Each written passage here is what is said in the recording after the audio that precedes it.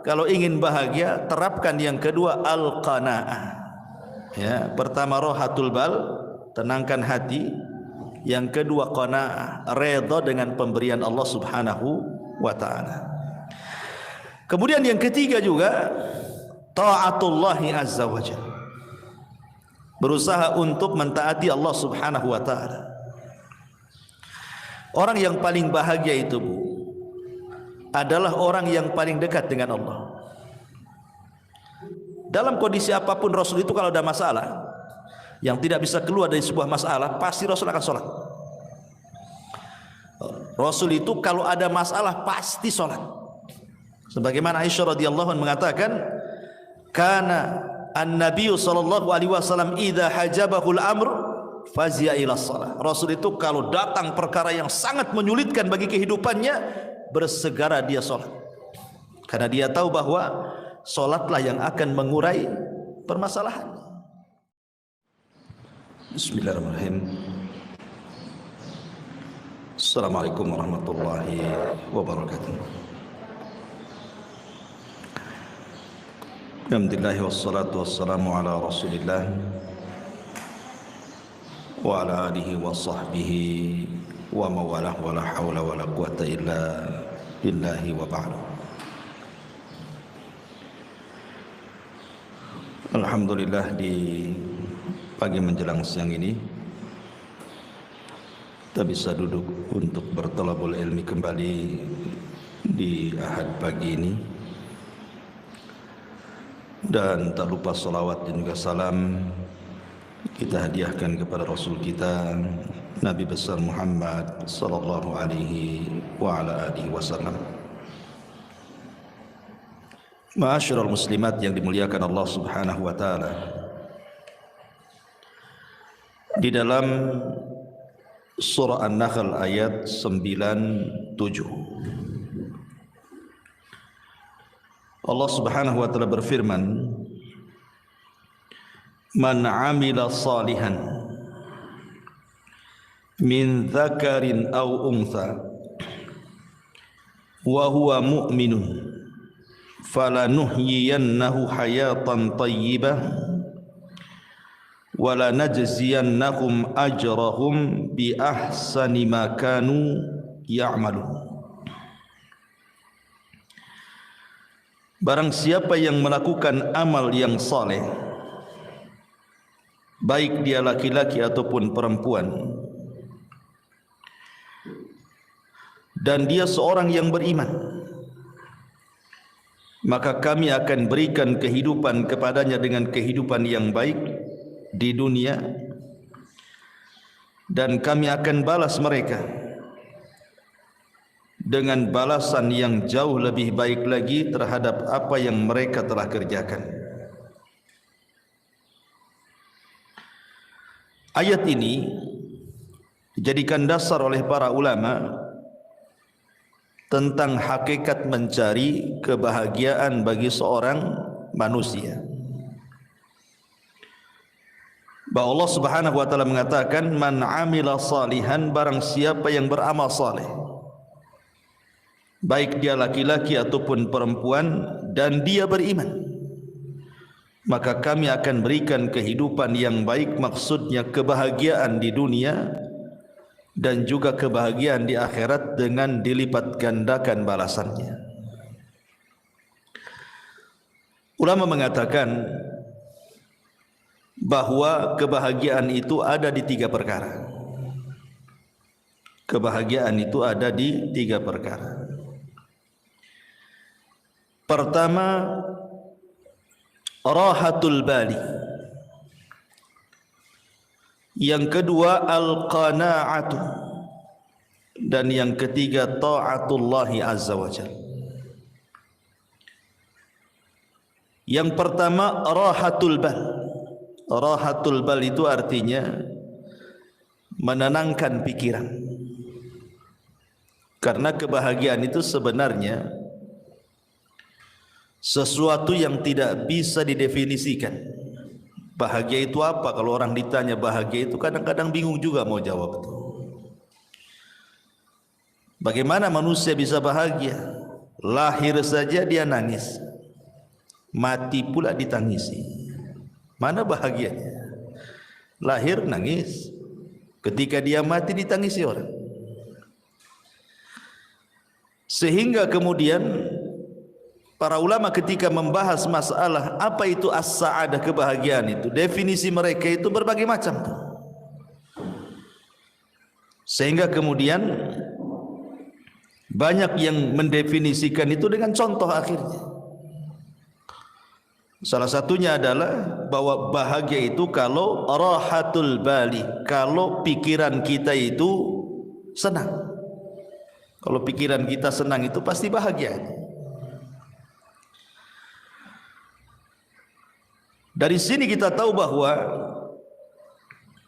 rahatul bali itu adalah kenikmatan penduduk sorga. Karena penduduk sorga itu apabila dimasukkan ke dalam sorga, Allah katakan wa naza'na ma fi sudurihim min ghillin ikhwana. Kami cabut pada dada-dada dan hati-hati penduduk sorga itu al-ghil, hasad, dengki, dendam, pokoknya penyakit hati. Baru kemudian dimasukkan ke dalam sorga. Jadi penduduk sorga itu pikirannya tidak aneh-aneh gitu. Dia tidak memikirkan orang, kenapa orang bicara soal dia, atau kenapa dia tidak melakukan seperti orang yang lakukan. Karena biasanya orang kepikiran itu karena dua perkara ini.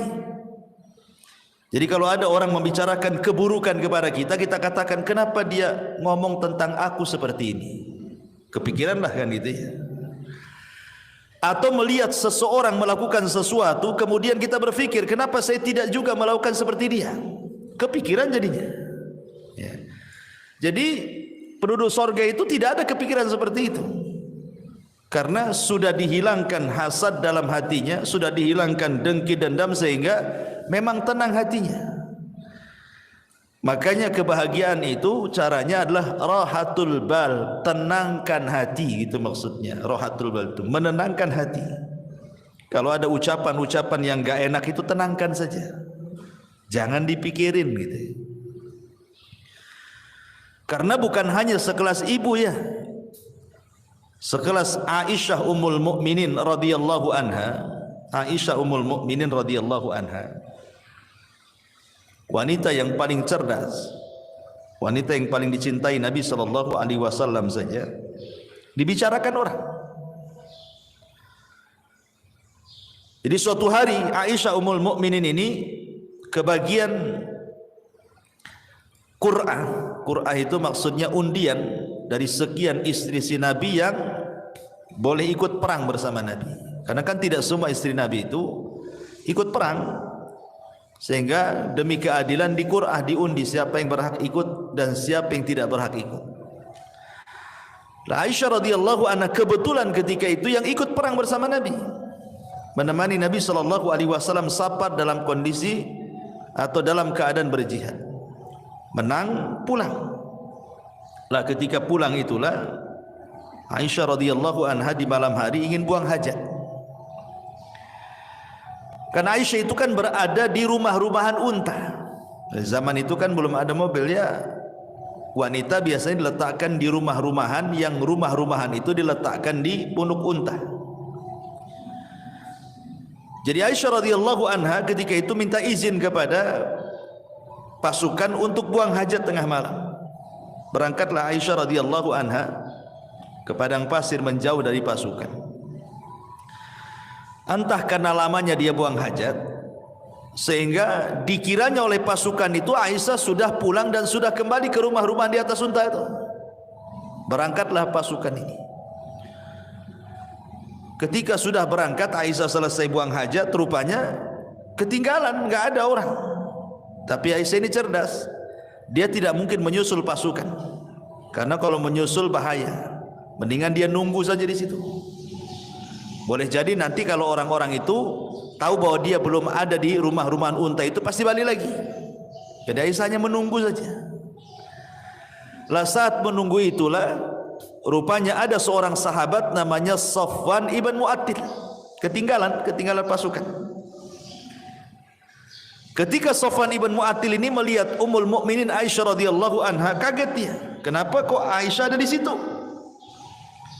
Akhirnya kemudian tidak banyak bicara. Aisyah radhiyallahu anha suruh naik di atas tunggangan unta yang dibawa Safwan. Dia pun berjalan membawa pelananya sampai ke pasukan. Maka lewatlah ketika itu di hadapan seorang tokoh munafik namanya Abdullah ibn Ubay ibn Salul ibn Sabah. Maka ketika itulah kemudian diisukan Aisyah radhiyallahu anha selingkuh dengan Safwan ibn Mu'attil.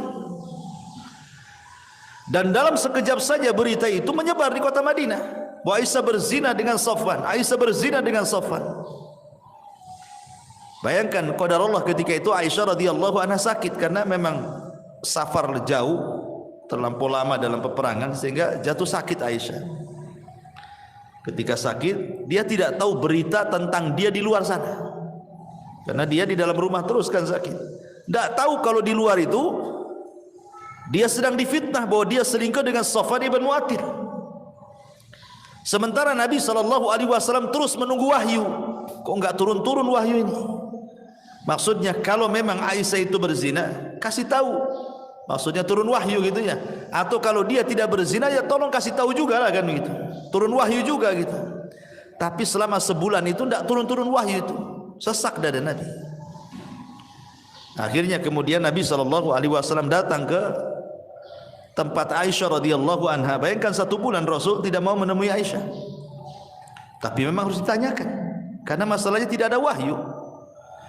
Ketika kemudian sampai di rumah Aisyah, di situ ada Abu Bakar dan juga ada istrinya dan juga ada Aisyah radhiyallahu anha. Rasul belak-belakan mengatakan, wahai Aisyah, kalau engkau jujur, maksudnya kalau memang engkau melakukannya, tinggal bertobat gitu ya. Nanti Allah Subhanahu wa taala akan mengampuni dosamu. Tapi kalau engkau tidak melakukannya, pasti nanti turun wahyu dari 7 lapis langit sana bahwa engkau tidak akan melakukannya dan engkau tidak pernah melakukannya dan dustalah perkataan orang-orang itu. Akhirnya kemudian sesaat setelahnya turun wahyu surah An-Nur 1-9 bahwa Aisyah Ummul Mukminin radhiyallahu anha berlepas diri dari tuduhan perzinahan atau perselingkuhan dia dengan Safwan ibn Mu'attil. Dari sini kita tahu bahwa sekelas Aisyah radhiyallahu anha saja dibicarakan manusia. Ya. Atau Maryam bintu Imran. Sama juga Maryam juga. Maryam itu kan wanita suci, Bu. Dia tidak pernah keluar dari mihrabnya. Sampai-sampai Allah Subhanahu wa taala menjelaskan bagaimana Maryam ini kehidupannya hanya ruku sujud saja, enggak pernah kerja lain. Jadi di mihrabnya itu ibadah saja. Jadi suatu hari Maryam ini keluar buang hajat. Lah ketika buang hajat itulah rupanya Allah Subhanahu wa taala mengutus Jibril untuk menghabar gembirakan bahwa Maryam akan punya keturunan. Akhirnya kemudian dicegatlah oleh malaikat Jibril dalam bentuk manusia, fatamatsala lahu basharan sawiyya. Maka Jibril datang dalam bentuk pemuda tampan. Kemudian memberitahu kepada Maryam bahwa Allah telah menghabar gembirakan engkau akan memiliki keturunan. Maryam bingung, bagaimana tidak? Aku ini seorang gadis, tidak punya suami. Tidak ada wanita laki-laki yang menyentuhku. Lalu apa nanti kata manusia? Maryam punya anak, enggak ada suami, enggak ada laki-laki yang menyentuhnya. Sempat Maryam itu mengatakan, pergilah kalau engkau memang orang yang bertakwa. Tapi Jibril kemudian meyakinkan bahwa ini adalah kehendak Allah Subhanahu wa taala. Barulah kemudian Maryam pun menerimanya. Ketika betul-betul kandungannya membesar, kemudian mulailah diketahui oleh manusia, maka Maryam pun kemudian keluar dari Baitul Maqdis sampai melahirkan di Baitul Lahim, ya kan? Akhirnya kemudian setelah melahirkan Isa bin Maryam, Allah berikan ketenangan kepada Maryam dengan cara apa? Dengan cara Isa yang masih bayi itu dibuat bisa bicara. Jadi kalau ditanya itu bayi siapa, maka cukup diisyaratkan ke bayi itu, nanti bayi itu yang ngomong. Dan ini salah satu mukjizat Nabi Isa, di buayan ibunya sudah bisa bicara gitu ya. Akhirnya betul ketika Maryam menggendong bayi, ya semua orang mencela itu bayi siapa kan itu. Makanya orang-orang Yahudi sampai hari ini, bukan hanya Yahudi zaman tempo dulu saja, sampai hari ini orang Yahudi itu mereka menganggap Maryam itu wanita pezina dan Isa itu anak zina. Makanya orang-orang Nasrani mengkafirkan orang Yahudi karena melampaunya orang Yahudi mencela Isa dan juga ibundanya Maryam bintu Imran. Dikafirkan sama orang Nasrani Yahudi itu karena menghina kenabiannya. Ya. Dari sini menunjukkan bahwa kalau sekelas Aisyah radhiyallahu anha, sekelas Maryam saja tidak lepas daripada pembicaraan manusia, apalagi ibu-ibu. Makanya pentingnya rahatul bal di sini, menenangkan hati, karena sehebat apapun manusia itu pasti dibicarakan orang. Maka rahatul bal itu penting. Ya, jangan pedulikan ucapan manusia, tenangkan gitu maksudnya. Rahatul bali. Kemudian yang kedua, wal qanaa'atu, dan qanaa'ah. Qanaa'ah itu artinya rela dan redha dengan pemberian Allah Subhanahu wa taala. Rela dan redha dengan pemberian Allah Subhanahu wa taala. Karena ini yang menjadikan orang itu lebih tenang hidupnya. Jadi kalau orang itu rela, redha, apapun yang diberikan Allah pasti akan tenang. Makanya ada seorang syekh mengatakan, kalau anda ingin tenang, lakukan 5 perkara. Kalau anda ingin tenang, lakukan 5 perkara.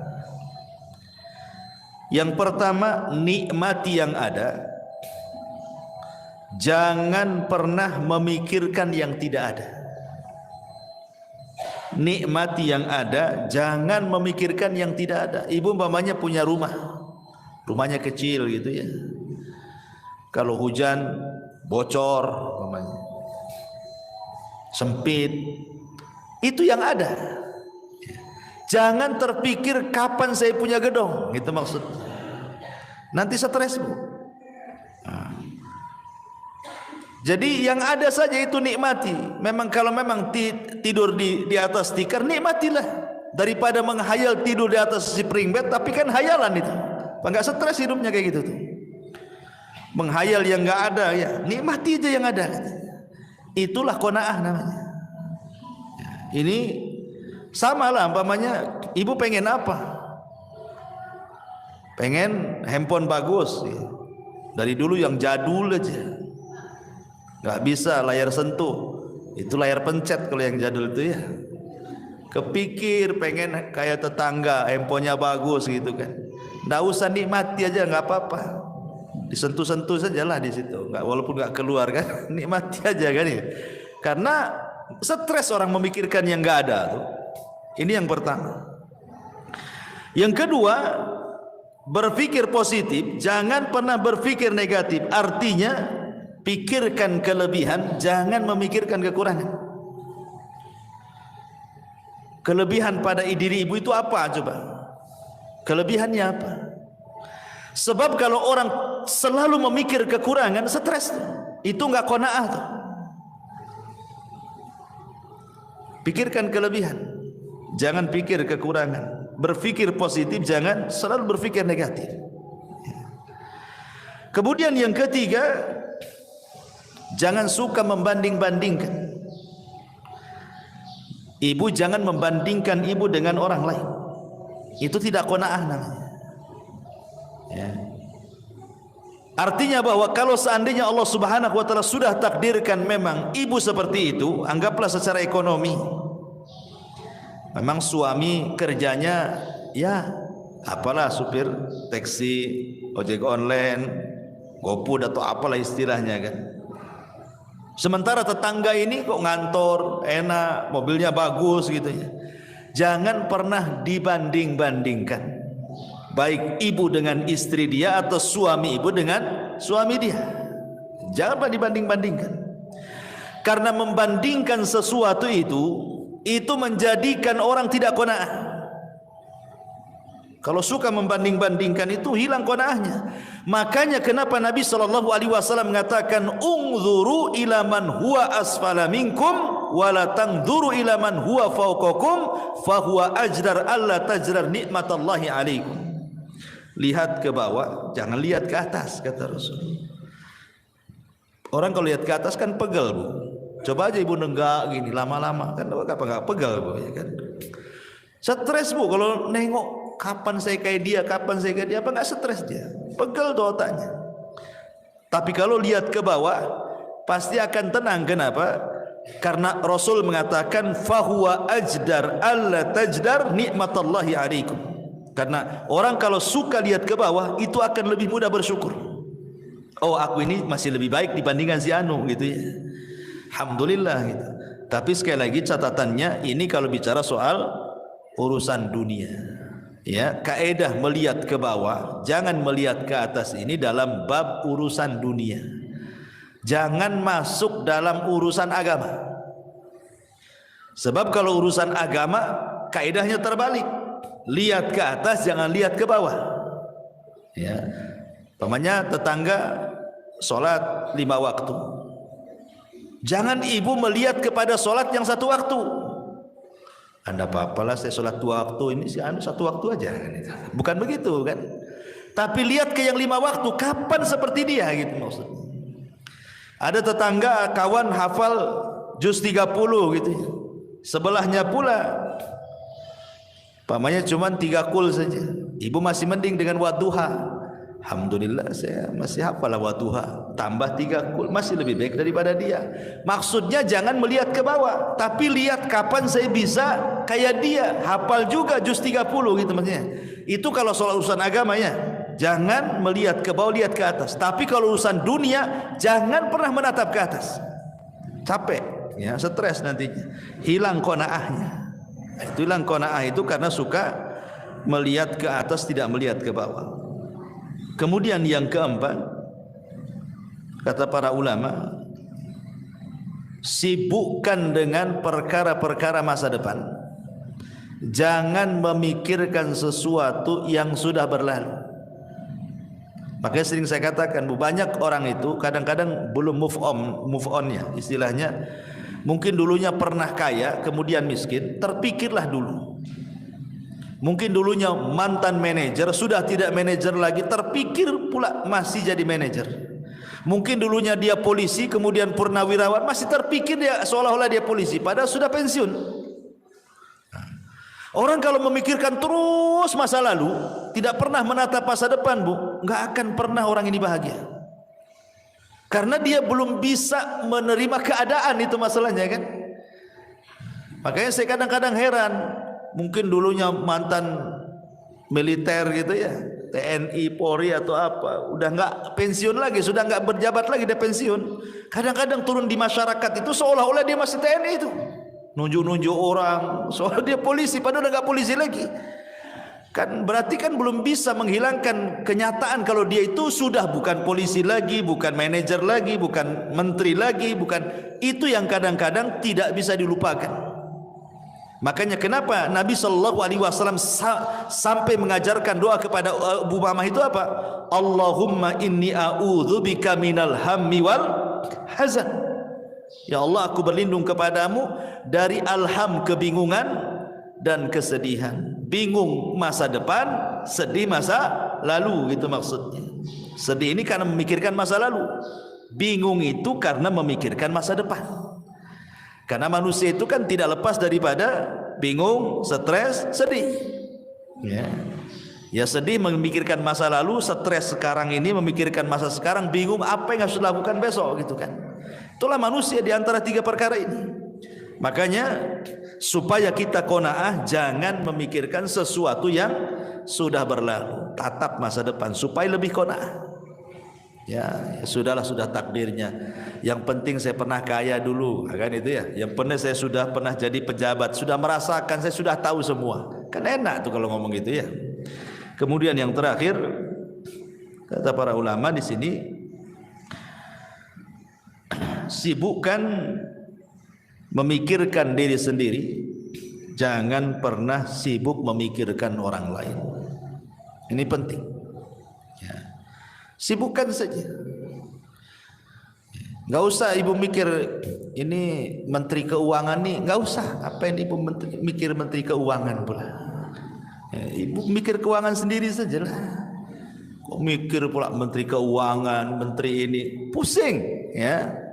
Makanya itu kalau banyak nonton YouTube berita ini kan, akhirnya pusing tuh. Sudahlah, mikir diri sendiri saja, enggak usah mikir-mikir menteri ini, menteri itu, itu korupsi, stres bu. Ya. Mikir sendiri, diri sendiri itu bagaimana supaya lebih berkembang lagi, lebih manfaat lagi. Enggak usah mikir-mikir orang. Karena ini kalau orang terus mikir terus orang, ganggu urusan orang sementara dia lupa bahwa dirinya juga banyak kekurangan itu ya. Itu tidak qanaah orang itu. Makanya ini penting ya. Ini yang kedua, kalau ingin bahagia terapkan yang kedua al-qanaah.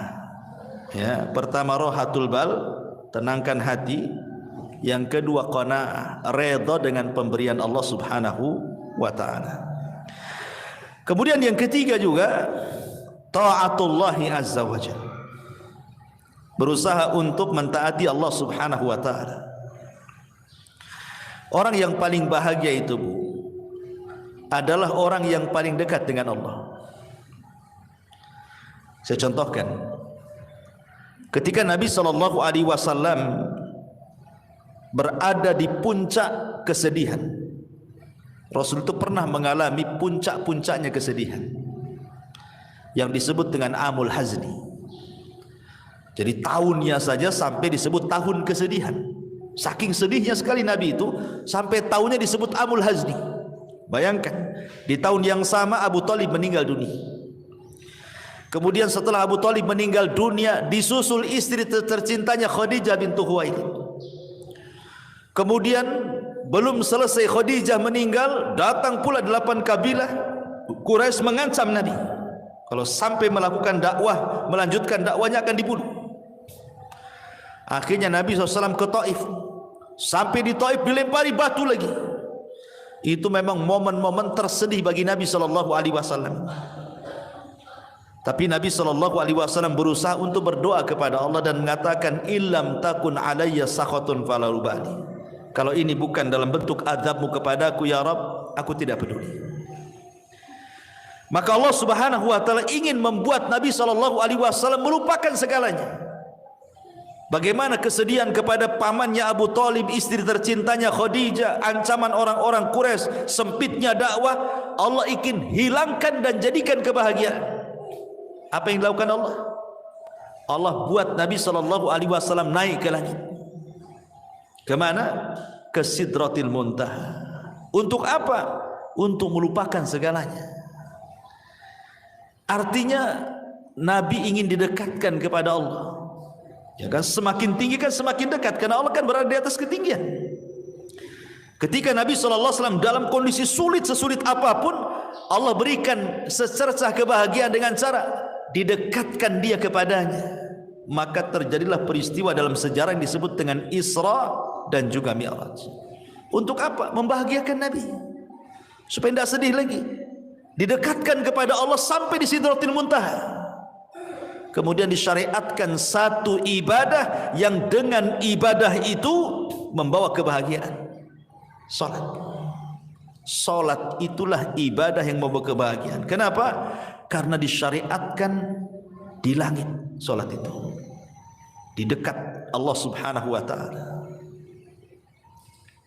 Makanya dalam salat itu ada satu gerakan yang menunjukkan penghambaan diri seorang hamba kepada Allah. Apa itu? Sujud. Wajah ini, kalau ibu anggota badan ibu dari atas kepala sampai kaki, yang paling mulia itu wajah. Yang paling mulia. Makanya kalau ditampar wajah orang itu, maka akan berbekas sakit hatinya. Beda kalau dipukul paha, dipukul apa kan, nggak berbekas. Tapi kalau udah wajah diludahi, ditampar itu kan sakit hati luar biasa. Kenapa? Karena memang dari semua anggota badan yang paling mulia itu adalah wajah. Ya. Sementara tanah itu ada sesuatu yang sangat hina kan gitu, karena diinjak manusia. Tanah yang, bumi yang kita injak itu kan rendah karena diinjak kaki. Ketika ibu kemudian meletakkan sesuatu yang sangat mulia, diletakkan di sesuatu yang sangat rendah, itu menunjukkan apa? Penghambaan namanya. Ya kan? Wajah ini mulia, tanah ini hina karena diinjak kan. Jadi ibu meletakkan sesuatu yang mulia kepada sesuatu yang hina hanya untuk menghambakan diri kepada Allah. Makanya disitulah Allah Subhanahu wa ta'ala akan hubungkan tali dia dengan hambanya saat sujud itulah. Makanya solat disebut solat karena silatun bainal abdi wa rabbihi. Dia adalah penyambung tali antara hamba dengan Allah. Makanya kalau orang solat, maknanya dia sedang mendekatkan diri kepada dalam sujudnya. Ketika itulah kebahagiaan Allah turunkan. Dalam kondisi apapun Rasul itu kalau ada masalah yang tidak bisa keluar dari sebuah masalah, pasti Rasul akan solat. Rasul itu kalau ada masalah pasti solat. Sebagaimana Aisyah radhiyallahu anha mengatakan, kana an-nabiy sallallahu alaihi wasallam idza hajabahul amr fazia ila shalah. Rasul itu kalau datang perkara yang sangat menyulitkan bagi kehidupannya, bersegera dia solat. Karena dia tahu bahwa solatlah yang akan mengurai permasalahan. Sebagaimana yang pernah saya ceritakan kepada ibu-ibu kan, ada seseorang ibu itu yang minta fatwa kepada seorang syekh. Ya syekh, saya punya anak ini hidupnya nggak pernah bahagia dari kecil sampai dia dewasa. Ya. Setelah dia dewasa masuk ke pekerjaan, asik masalah saja pekerjaannya, keluar masuk pekerjaan. Kemudian soal perjodohan pun sama. Sampai sekarang pun dia tidak dapat jodohnya. Kemudian masalah kesehatan pun sama. Sekarang anak saya ini stroke. Ya. Sudah masalah ekonomi masalah, masalah jodoh masalah, masalah kesehatan pula masalah. Jadi kata ibunya itu seolah-olah anak saya itu dari kecil sampai sekarang nih tidak pernah tersentuh dengan kebahagiaan. Apakah anak saya tersihir wahai syekh? Itu pertanyaan ibu ini. Jangan-jangan anak saya tersihir wahai syekh. Bisa enggak kau meruqyah anak saya katanya. Tapi syekh ini mengatakan pertanyaan satu saja. Apakah anakmu sholat? Itu pertanyaan saya. Saya tidak mengatakan nanti saya ruqyah coba mungkin ada jinnya gitu. Tidak, yang ditanyakan pertama kali apakah putramu sholat? Maka ibunya mengatakan tidak ya syekh. Putraku tidak pernah sholat. Apakah dia seorang muslim? Ya, dia seorang muslim. Artinya kenapa dia nanya seorang muslim? Kalau orang kafir kan tidak perlu ditanya sholat kan itu ya. Apakah dia seorang muslim? Ya, dia seorang muslim. Kenapa dia tidak sholat? Wallahu a'lam. Maka syekh mengatakan jangan-jangan kesulitan hidup dia sejak kecil sampai dia terbaring stroke itu bukan karena apa-apa, karena dia tidak sholat. Itu jawaban. Jadi apa yang harus aku ruqyah katanya. Kemudian syekh membentangkan sedikit soal sholat. Dia jelaskan sama ibu ini, begini ya bu ya, sholat itu adalah penghubung kita dengan Allah. Jadi kalau kita sholat itu kita sedang menghubungkan tali kita dengan Allah Azza wa Jalla. Sekiranya tali yang kita hubungkan dengan Allah itu putus, maka putuslah hubungan kita dengan Allah.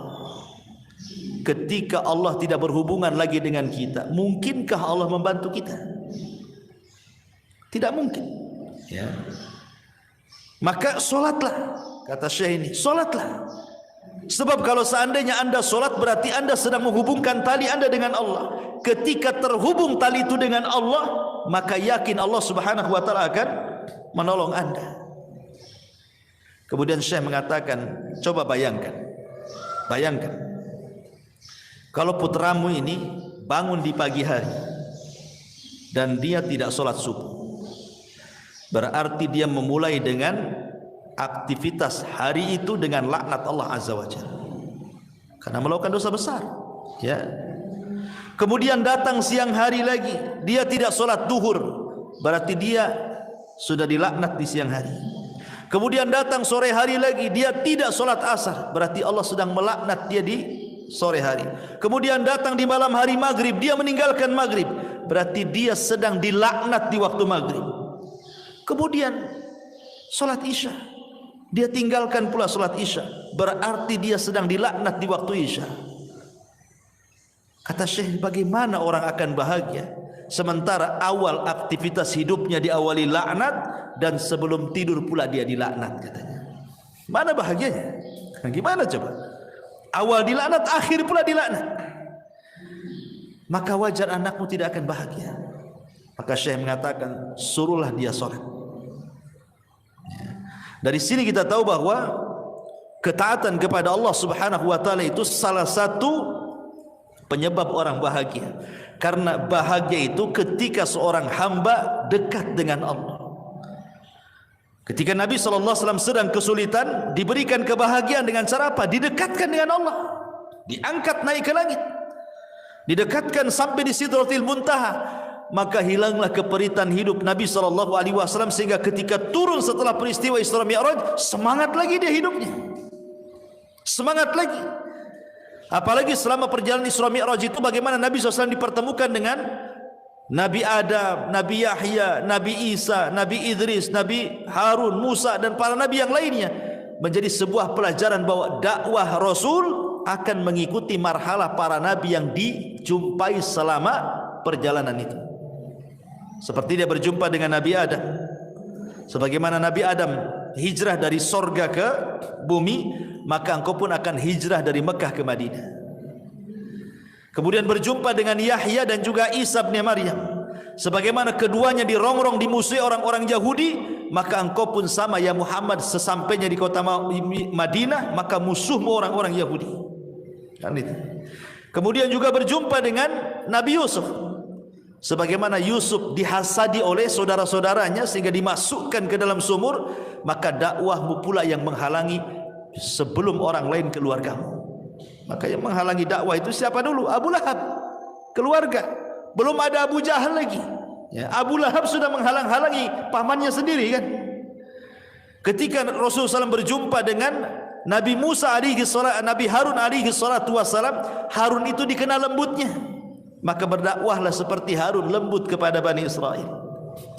Ketika berjumpa dengan Nabi Musa itu dikenal kesabarannya. Walaupun dia dimacam-macamin Bani Israel, sabar dia. Maka seolah-olah Allah ingin katakan, sabarlah engkau seperti Nabi Musa dalam rangka mengobati umat Islam. Ketika berjumpa dengan Ibrahim, dan itu orang yang paling mirip dengan Nabi SAW, dan dia yang membangun Ka'bah, maka seolah-olah Allah mengatakan, teruslah ikuti agama nenek moyangmu. Maksudnya Ibrahim alaihi salatu wassalam dengan memakmurkan Masjidil Haram. Ya, jadi ada hikmah-hikmah selama perjalanan Isra Mi'raj itu. Dari sini kita tahu bahwa yang ketiga, taatullah, ketaatan kepada Allah adalah salah satu jalan juga meraih kebahagiaan. Ini satu perkataan ulama. Kemudian yang lain juga dijelaskan oleh Imam Ibnul Qayyim rahimahullahu taala. Imam Ibnul Qayyim rahimahullahu taala mengatakan, anna lis-sa'adatil 'abdi thalathatu umurin. Sesungguhnya dalam kebahagiaan seorang hamba itu terdapat tiga perkara. Idza an'ama 'alaihi syakara, wa idza btuliya 'alaihi sabara, wa idza adznaba istaghfara. Yang pertama, apabila diberikan nikmat oleh Allah Azza wa Jal, lantas dia pun bersyukur. Apabila diuji oleh Allah Subhanahu wa taala, lantas dia bersabar. Dan apabila dia melakukan dosa, dia pun berusaha untuk melakukan istighfar. Melakukan istighfar, meminta ampun kepada Allah Subhanahu wa taala. Ma'asyiral muslimat yang dimuliakan Allah Subhanahu wa taala. Di sini Imam Ibnul Qayyim rahimahullahu taala memberikan konsep tiga kebahagiaan. Kalau tadi kan konsep tiga kebahagiaan, pertama berusaha menenangkan pikiran, jangan memikirkan banyak hal, hilangkan hasad, hilangkan dengki macam-macam ya. Kemudian qanaah, kemudian lebih taat lagi kepada Allah. Maka konsep Imam Ibnul Qayyim berbeda lagi. Kalau ingin bahagia, yang pertama apabila mendapatkan nikmat bersyukur. Apabila mendapatkan nikmat bersyukur. Ini kaitan dengan qanaah juga kan? Ya, qanaah itu artinya apa?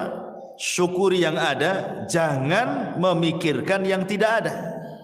Nikmati yang ada, jangan menikmati yang tidak ada. Yang ada saja. Wa in ta'uddu nikmatallah la tuhsuha, kan itu. Kalau Anda hendak menghitung nikmat Allah, tidak mungkin terhitung nikmat Allah itu. Banyak kok nikmat Allah itu. Kemudian yang kedua konsepnya, ini yang penting juga. Apabila ditimpa musibah, dia bersabar. Ini yang paling penting dalam konsep kebahagiaan. Karena biasanya ketika musibah itu terlalu berat, yang datang hanyalah keperitan dan kesedihan. Sering saya katakan, Bu, dalam beberapa kajian di sini kan, bahwa pada setiap perkara yang ada kebahagiaan, pasti di situ ada kesedihan. Perkara-perkara yang ada kebahagiaan di sebuah perkara, pasti terselip kesedihan di situ.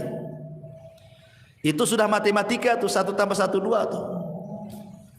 Contoh, ibu bahagia dengan suami, yang punya suami. Tetapi di balik kebahagiaan ibu suka senang dengan suami itu, pasti suatu ketika ada kesedihan. Tatkala ibu bermasalah dengan suami, ya, atau uang bulanan kurang, sedih. Padahal ada duit dia, kok nggak dikasih saya, katanya. Artinya di sela-sela kebahagiaan itu pasti ada kesedihan tuh. Nengok anak-anak nih, nampak seneng lah anak-anak, apalagi yang masih lucu-lucu ya, usia 4-5 tahun gitu kan, masih lucu-lucunya tuh. Senang kita nengok anak-anak tuh. Tapi ketika anak itu sakit arah gitu kan, sedihlah kita di situ. Jadi mana-mana tempat ada kebahagiaan, pasti terselip kesedihan di situ. Pasti, ya. Atau ketika ibu melihat harta, ibu punya mobil, punya rumah, punya uang gitu kan, kan senang itu. Karena itu juga salah satu penyumbang kebahagiaan kan gitu. Siapa bilang mobil itu tidak menyumbang kebahagiaan? Masih enak naik mobil daripada jalan kaki kan, Bu? Capek jalan kaki, apalagi jauh, sedih kali itu. Tetapi kan bukan segala-galanya. Tapi di balik harta yang merupakan penyumbang kesenangan bagi kita itu juga ada kesedihan. Kesedihan, takut kalau seandainya harta itu hilang, takut kalau seandainya motornya hilang gitu ya. Ini cicilan udah hampir berapa bulan lagi mau lunas gitu kan. Stres dia. Senang tuh udah bisa beli motor ya dengan cicilan sekian. Biasanya orang-orang kan gitu, paling 3 bulan lagi lunas lah. Tapi masalahnya untuk melunasi itu tak ada duit, sedih dia. Satu sisi senang dia punya kendaraan, sisi lain sedih pula dia tidak bisa melunasi. Pokoknya apapun yang terselip kebahagiaan, pasti di situ ada kesedihan. Apapun itu sudah memang ketentuan. Ada bahagia, ada sedih. Ada musibah, ada nikmat. Tetapi kata para ulama mengatakan, walaupun demikian, ya, seseorang itu harus memahami bahwa setiap kebahagiaan ada kesedihan, nanti Allah akan balik lagi. Setiap kesedihan itu pasti ada kebahagiaan. Kenapa demikian? Karena Allah Subhanahu wa taala mengatakan di 2 ayat pertama, wa tilkal ayyam nudawiluha bainan nas. Yang namanya hari itu diputar, Bu. Tidak mungkin Allah menciptakan dalam satu kondisi, tidak mungkin juga Allah menciptakan dalam kondisi yang lain. Begitu terus, tidak mungkin, mustahil. Nggak mungkin orang itu dibuat tertawa terus, apa nggak dianggap gila tuh kalau ketawa terus kan? Nggak mungkin juga orang dibuat menangis terus. Kadang orang itu dibuat Allah ketawa, kadang Allah buat dia menangis. Kadang Allah buat dia bahagia, kadang buat Allah susah. Begitulah kehidupan manusia. Tetapi walaupun demikian, karena Allah itu Rahim, Allah mengatakan inna ma'al usri yusran, inna ma'al usri yusra. Terkadang satu kesulitan itu Allah bukakan banyak kemudahan. Ya. Karena Allah mengatakan al-usri dengan alif lam, sementara yusron itu dengan nakirah. Maknanya bahwa al-usri yang pertama adalah usri yang kedua, tapi yusron yang pertama bukan yusron yang kedua. Kan dua kali diulang dalam Quran itu kan, inna ma'al usri yusron, inna ma'al usri yusron. Dan ayatnya dua kali diulang tuh. Artinya al-usri yang pertama, usri yang kedua, tapi yusron yang pertama bukan yusron yang kedua. Gitu maknanya. Ketika al-usri yang pertama adalah usri yang kedua, yusron yang pertama bukan yusron yang kedua, maknanya satu kesulitan bisa mendatangkan banyak-banyak kemudahan, gitu maksudnya. Bukan satu kesulitan datang satu kemudahan, tidak. Satu kesulitan bisa saja 2, 3, 4, 5, 10 kemudahan. Karena rahimnya Allah Azza wa Jalla. Dari sini ada kaedah, Bu. Belum tentu ketika Allah menutup satu pintu, kemudian pintu-pintu yang lain Allah tutup. Bahkan terbalik. Terkadang satu pintu Allah tutup, pintu banyak Allah buka. Makanya ada sebuah kaidah yang disebutkan para ulama, man taraka syai'an lillahi awwadallahu khairan minhu. Barang siapa yang meninggalkan sesuatu karena Allah, boleh jadi Allah akan berikan sesuatu yang jauh lebih baik dibandingkan yang ia tinggalkan. Contoh umpamanya orang dipecat dari perusahaan. Sedih dipecat dari perusahaan kan. Kalau dia kurang qanaah, kalau dia kurang tawakal, boleh jadi dia suudzon. Ya. Mungkin Tuhan PT dengan Tuhan di luar PT mungkin berbeda gitu. Ya. Dia pikir Tuhan ada di PT saja, di luar PT tak ada Tuhan. Sehingga akhirnya kayak kiamat tuh. Dikeluarkan di PHK itu kayak kiamat. Nanti makan apa, nanti ini itu kan gitu ya. Itu kalau kurang tawakal tuh. Tapi kalau dia kemudian berpikir lagi bahwa boleh jadi ini adalah keputusan Allah terbaik. Mungkin Allah sengaja buat aku keluar dari PT untuk ada pekerjaan yang jauh lebih baik lagi dibandingkan pekerjaan ini. Gitu maksudnya. Sengaja kita dibuat dikeluarkan supaya mengambil sesuatu yang lebih baik lagi. Sebab kalau kita tidak keluar dari sini, belum tentu kita dapat jalan lagi. Kalau kita berpikirnya positif seperti ini, bahagia orang hidup tuh. Tapi kalau nggak berpikir ke sini, pikirnya aduh nanti kalau keluar dari PT macam mana saya? Macam mana terus? Ya tidak mungkin dia akan bahagia. Yang ada stres, makin gila dia. Nah, makanya di sini juga penting bahwa dua ayat itu juga sebagai pelipur lara bahwa Allah tidak mungkin menciptakan kita dalam satu kondisi, dan ingat setiap kesulitan itu akan banyak kemudahan. Ma'asyiral muslimat yang dimuliakan Allah Subhanahu wa taala. Dan itu kita bisa lihat di kisah-kisah orang-orang soleh gitu ya. Seperti tadi kisahnya atau kisah Nabi Ayub alaihi salatu wassalam yang mudah lah yang sering saya ceritakan kan. Bagaimana Nabi Ayub itu diberikan oleh Allah Azza wa Jalla ujian yang tidak pernah orang diuji sehebat Ayub. Tidak ada ceritanya. Baik sebelum atau sesudahnya. Manusia yang diuji seberat Nabi Ayub. Makanya orang-orang Arab itu kalau ada orang sakit, mereka mengatakan apa? Sabar, seperti sabarnya Ayub katanya. Itu orang Arab ngomong gitu tuh. Padahal tidak mungkin kan orang sesabar Ayub kan? Hanya untuk supaya membesarkan hatinya saja. Mustahil. Nggak ada orang sesabar Ayub apalagi di zaman sekarang. Ya. Sementara musibah Nabi Ayub alaihi salatu wassalam itu luar biasa bertubi-tubi itu. Mulai daripada kehilangan harta, kemudian disusul kehilangan anak, kemudian disusul dengan banyaknya penyakit, kemudian disusul tidak ada orang yang mendekati, dibicarakan manusia. Sumpah, coba bayangkan. Ibu ini enggak kehilangan harta. Ya, harta masih ada, rumah masih ada. Ibu sehat, enggak ada penyakit. Ya, apalagi anak-anak ada, cuman ibu ini dibicarakan orang saja. Itu sudah sedihnya itu bukan kepalang tuh. Pikirannya, padahal hanya dibicarakan orang saja. Ini Ayub ini sudah dibicarakan orang, ditinggalkan orang, hartanya diludeskan, anaknya dimatikan, penyakitnya diparahkan.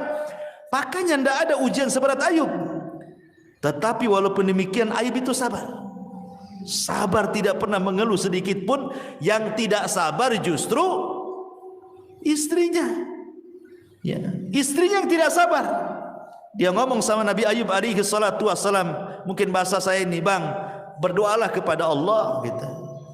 Kok ini sudah lama sakit? Ya, sudah lama sakit. Kau seorang nabi, saya yakin kalau engkau berdoa kepada Allah, pasti Allah akan kabulkan doamu. Jadi istri mendorong supaya Ayub berdoa kepada Allah untuk dibalikan nikmatnya. Tapi subhanallah, lihat bagaimana Ayub ini mengajarkan kepada kita syukur ya. Dia mengatakan kepada istrinya, coba pikirkan berapa lama Allah berikan nikmat kepada kita. Berapa lama? Kata istrinya 70 tahun. Kata Ayub, 70 tahun kita di atas kenikmatan. Sekarang Allah baru uji saya 18 tahun. Kalau saya harus meminta kepada Allah, ini belum seimbang ya. Harusnya kalau seimbang, ya nunggulah nanti setelah penyakitku 70 tahun lagi, baru aku meminta kesembuhan gitu, maksudnya Ayub itu. Ini kita di atas nikmat 70 tahun, diuji 18 tahun, masa kita sudah harus meminta kepada Allah, katanya. Ayub tidak mau ya. Tapi ketika kemudian ada dua orang temannya Ayub yang berbincang-bincang soal Ayub dan mengatakan, jangan-jangan Ayub itu diberikan penyakit oleh Allah, itu bukan penyakit biasa, itu penyakit kutukan, katanya. Kata kawannya, kok bisa kau bilang penyakit kutukan? Iyalah, kalau bukan kutukan apa namanya?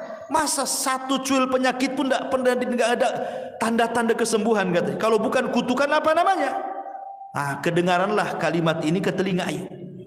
Makanya Ayub mengatakan, Rabbi inni massaniya dzur wa anta arhamur rahimin. Ya Rabb, aku tahu engkau yang memberikan madarat ini kepadaku, tapi aku tahu juga bahwa engkau adalah zat yang maha pemberi kasih sayang dari hamba-hambamu penyayang. Maknanya seolah-olah Ayub mengatakan, ya Rabb, aku tahu bahwa engkau yang memberikan madarat ini kepadaku, tapi aku yakin tidaklah engkau memberikan madarat kepadaku kecuali karena sayangmu kepadaku.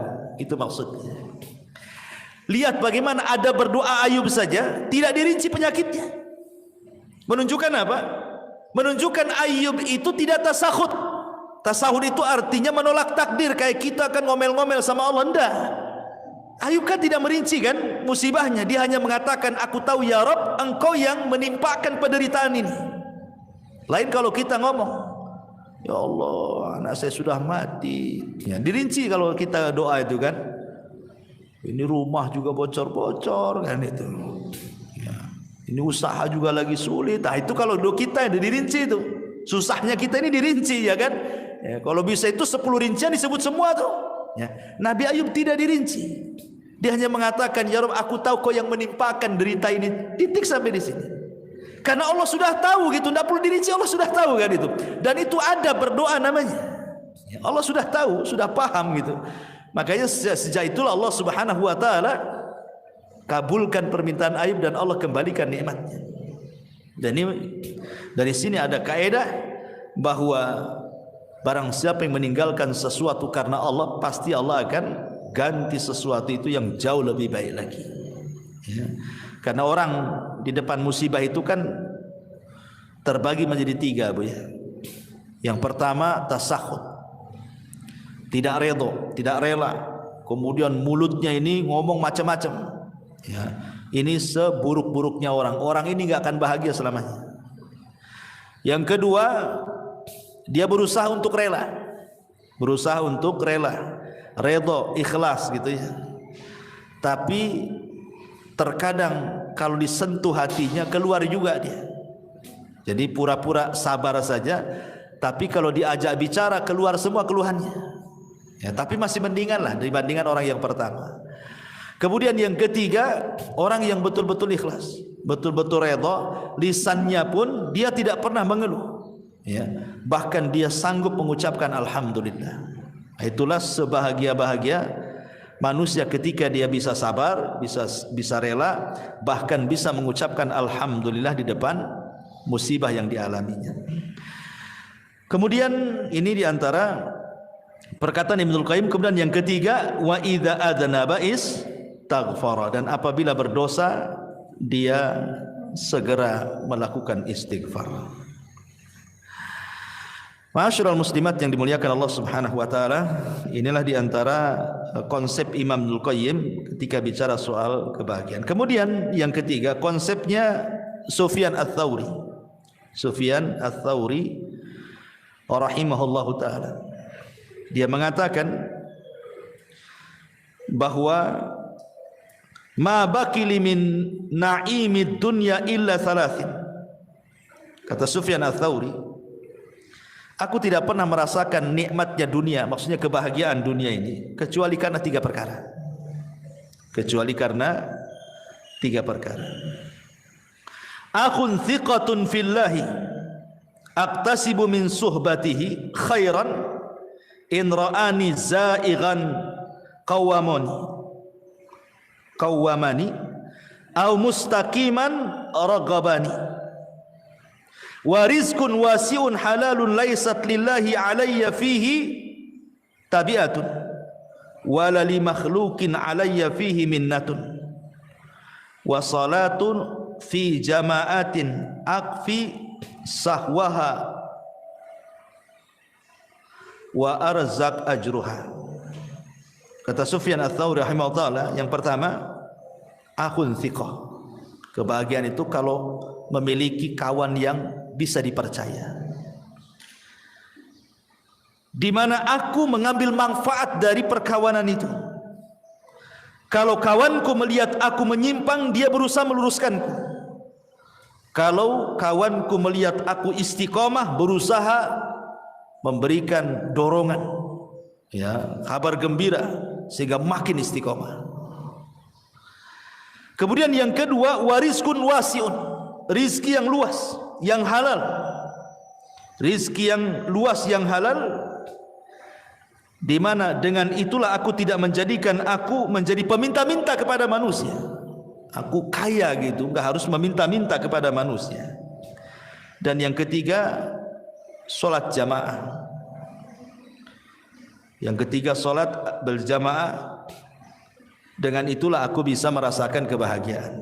Jadi Sufyan Ats-Tsauri mengatakan bahagia itu ada di tiga perkara. Teman yang baik, yang kedua rizki yang luas dan halal sehingga dia tidak meminta-minta, dan yang ketiga pada solat. Ya, sebagaimana Rasul mengatakan kepada Bilal, ya Bilal, hayya nastari bis salat. Wahai Bilal, mari beristirahat, bersenang-senang dengan salat. Jadi beliau mengatakan seperti itu karena Sufyan Ats-Tsauri ini orang yang paling zuhud, orangnya kaya tapi zuhud. Jadi suatu ketika Sufyan Ats-Tsauri ini ditanya oleh muridnya, ya Imam, engkau ini selalu memberikan fatwa zuhud, tapi kok kaya? Katanya. Jadi pikiran orang yang bertanya itu, kalau bisa orang zuhud itu ya miskin gitu maksudnya. Jadi orang zuhud itu menurut dia harus miskin, compang-camping, makannya nasi kerak gitu ya. Ya pokoknya susah lah orang zuhud. Dikiranya seperti itu makna zuhud. Jadi orang ini mengatakan, ya Sufyan, engkau ini selalu menasihati zuhud, tapi kau juga kaya gitu ya. Lihat jawaban Sufyan Ats-Tsauri. Dia mengatakan zuhud itu bukan itu. Zuhud itu kau letakkan hartamu di tanganmu. Maksudnya jangan kau letakkan hartamu di hatimu. Sebagaimana diriku, aku meletakkan hartaku di tanganku dan aku tidak meletakkan hartaku di hatiku.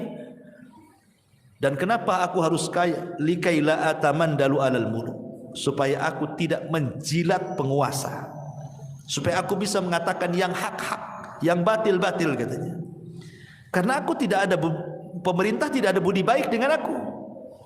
Aku sudah kaya, ya kan? Sehingga aku tidak menjilat mereka, sehingga aku bisa menegur mereka, kata Sufyan Ats-Tsauri. Dari sini menunjukkan bahwa itulah bentuk kebahagiaan, salah satunya adalah rizki yang luas dan halal.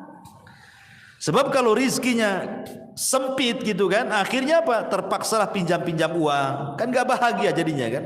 Meminjam-minjam uang, akhirnya tidak bayar utang, malam pula stres, siang pula menghilang, kan gitu. Orang yang punya utang itu cari-cari orang nggak kemana, nggak jelas gitu ya.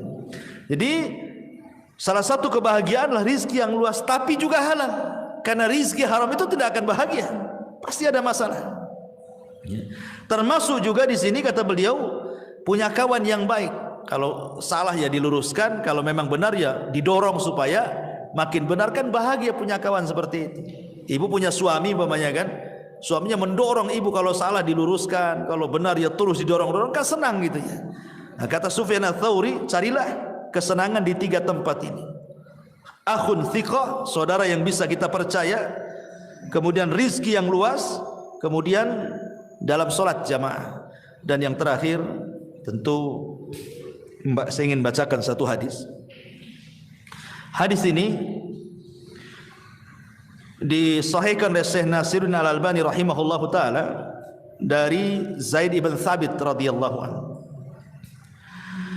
Rasul mengatakan, man kanatid dunya hammahu farraqallahu alaihi amrahu wa ja'ala faqrahu baina ainaihi walam ya'tihi minad dunya illa ma kutiba lahu wa man kanat al-akhiratu niyyatahu jama'a Allahu lahu amrahu wa ja'ala ghinahu fi qalbihi wa atathu ad-dunya wa hiya raghibah.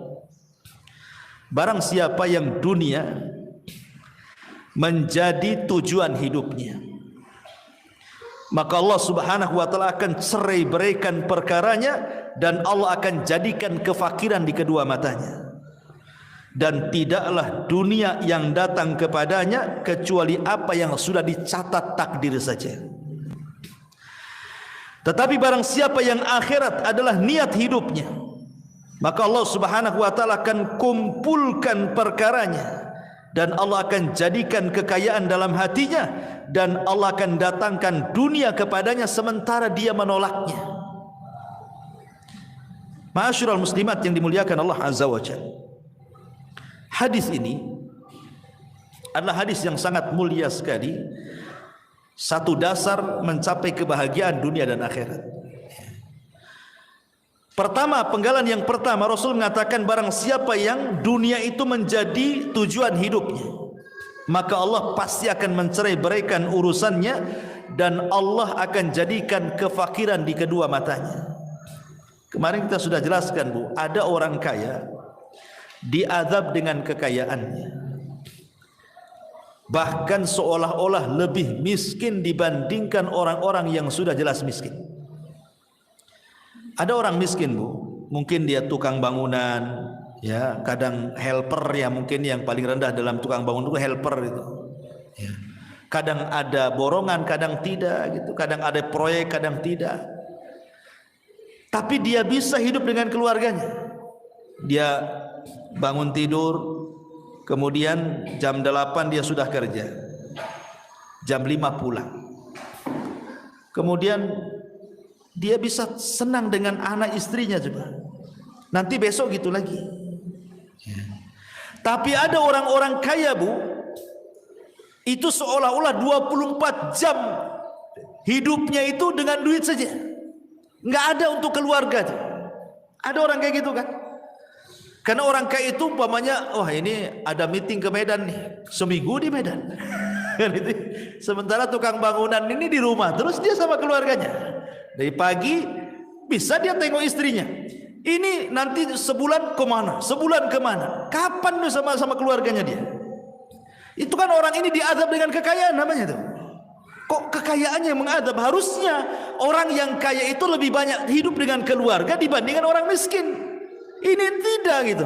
Kenapa orang yang miskin itu lebih senang hidup dengan anak istrinya, lebih banyak waktunya? Orang kaya ini pula sedikit waktunya. Berarti dia diazab dengan kekayaannya. Orang miskin aja nggak kayak gitu cari uangnya kok. Kalau sudah cukup untuk makan selesai. Ini tidak cukup-cukup. Maknanya dia itu miskin, tidak kaya sebenarnya, karena tidak cukup. Ya.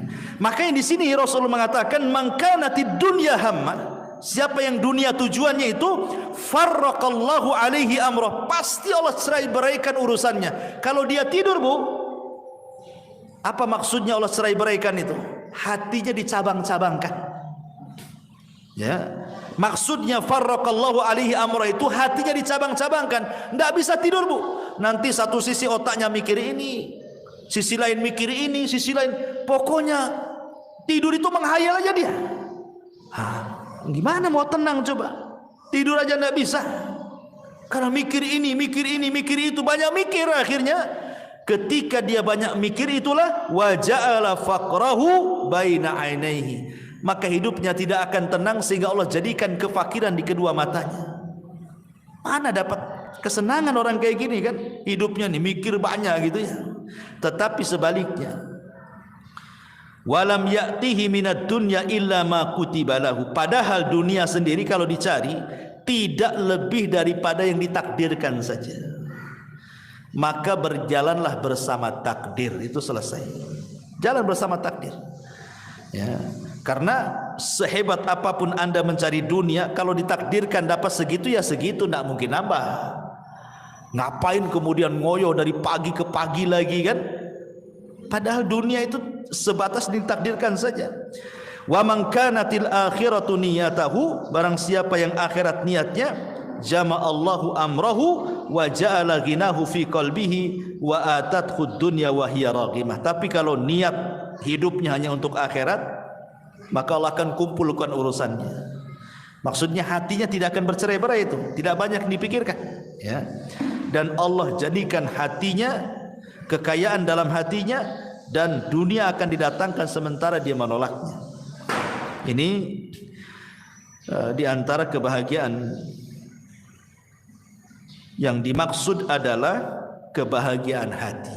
Ya, karena di sini Allah Rasul mengatakan wa ja'ala ghinahu fi qalbihi. Jadi kalau ditanya bahagia itu ada di mana? Ya bahagia itu ya ada di hati. Ya. Kalau hatinya lapang, rumah yang sempit jadi lapang, gitu maksudnya. Kalau hatinya sempit, rumah yang lapang jadi sempit. Coba lihat Bu, ibu kan punya suami, yang punya suami kan, kalau ada masalah dengan ibu kan dia nggak kerasan di rumah Bu, pasti lari sana lari sini, nanti datang muring-muring pergi lagi kan gitu.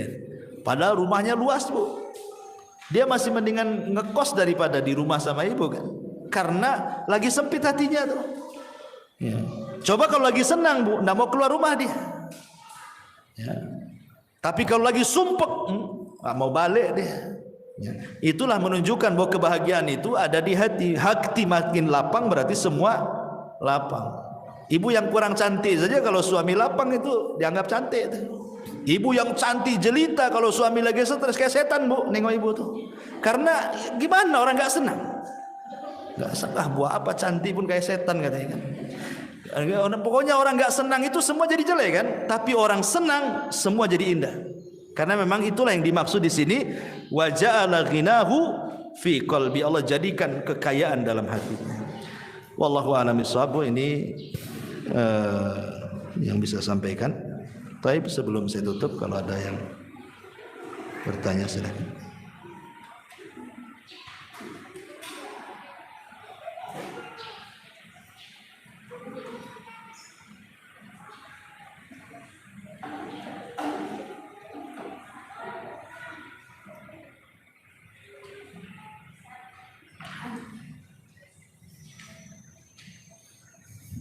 Ya.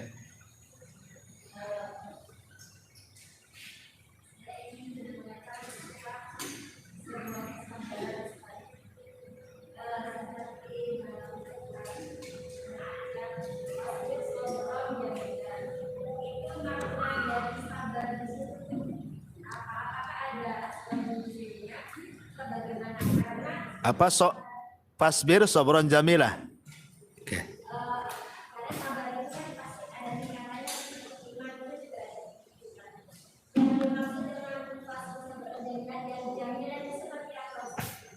Iya.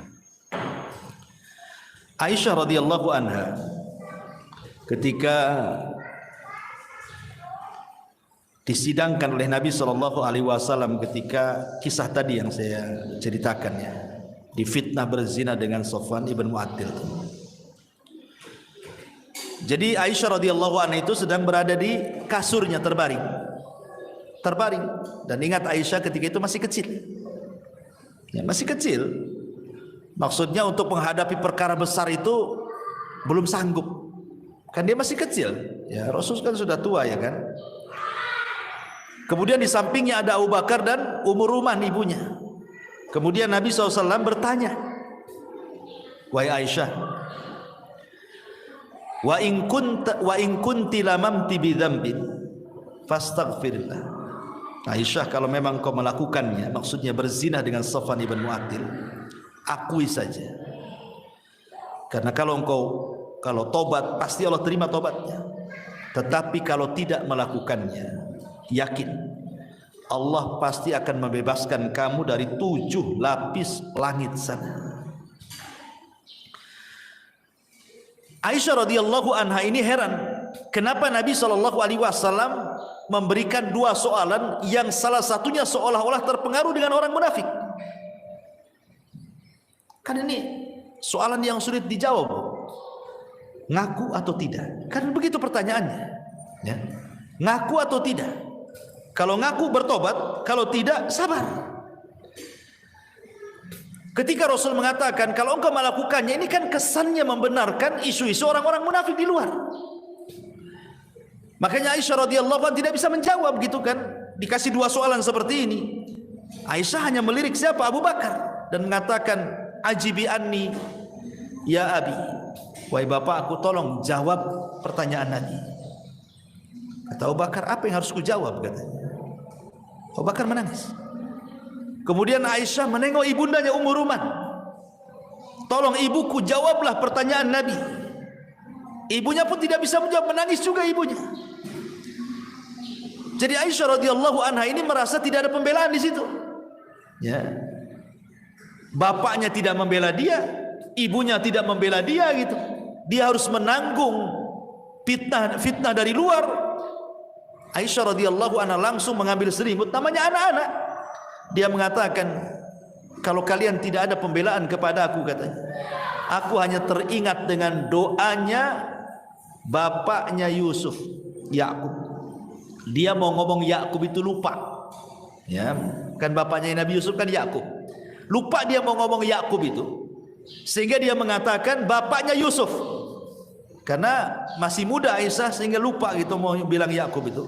Kecuali aku teringat dengan perkataan ayahnya Yusuf, maksudnya Yakub. Fa sabrun jamil wallahu, dan sabar itu indah, dan Allah akan menyingkap setiap orang-orang yang telah memfitnah. Di sini ada kalimat apa? Fa sabrun jamil. Kata Aisyah radhiyallahu anha, aku hanya teringat ucapan ayahnya Yusuf mengatakan fa sabrun jamil wallahu musta'anu ala ma tasifun. Sungguh sabar itu indah. Maknanya apa? Apalagi yang harus dilakukan coba? Kecuali sabarlah. Ya. Apa yang bisa dilakukan kalau sudah seperti ini? Ya sabar kan itu ya. Ibu ditimpa musibah, emang bisa apa dengan musibah itu kalau selain dari sabar kan? Ditinggal mati suami umpamanya. Emang dengan cara teriak-teriak tiba-tiba suaminya bangun lagi dari kuburan? Bukan makin senang bu, ibu makin kabur kalau suami bangkit lagi dari kuburan tuh, apalagi malam-malam kan gitu ya. Artinya kan tidak bisa dengan cara apapun ya menghadapi musibah, cuma satu, sabar. Itu yang paling indah tuh. Karena dengan sabar itulah bisa melupakan kesedihan. Makanya sabar itu indah, karena bisa melupakan kesedihan. Sebab kalau tidak sabar, tidak indah hidupnya, pasti akan rusak seluruh hatinya kan. Nah, itulah makanya kenapa sabar itu indah, karena pada setiap kesabaran itu pasti ada keindahan. Tapi kalau tidak sabar, nggak akan indah hidupnya, stres terus ya. Wallahu a'lam. Dah, ya.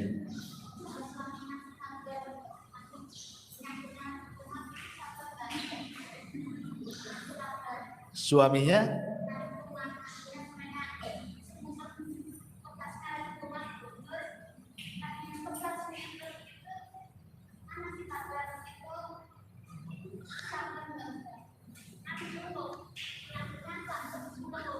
ngeluh. Yang ngeluh siapa? Suaminya ngeluh. Istrinya ngasih nasihat, sabar gitu. Malah marah dia. Oh. Suaminya emosi. Iya, maksudnya kan suaminya sakit, kemudian ngeluh, istrinya nasihati, sabar bang, abangnya marah, diam, nggak usah ngomong kan gitu kan. Oh, ibu yang ya janganlah, udah sakit ketipa tangga itu. Udah sakit makin sakit hati dia. Ya ibu kasih semangat ya. Kasih semangat. Ya nanti sembuh. Ya, tapi jangan omongan saja. Ya diurut, ya apa, dipegang, cari apa gitu kan, obat buatkan. Kalau ngomong saja makin cepat mati itu biasanya.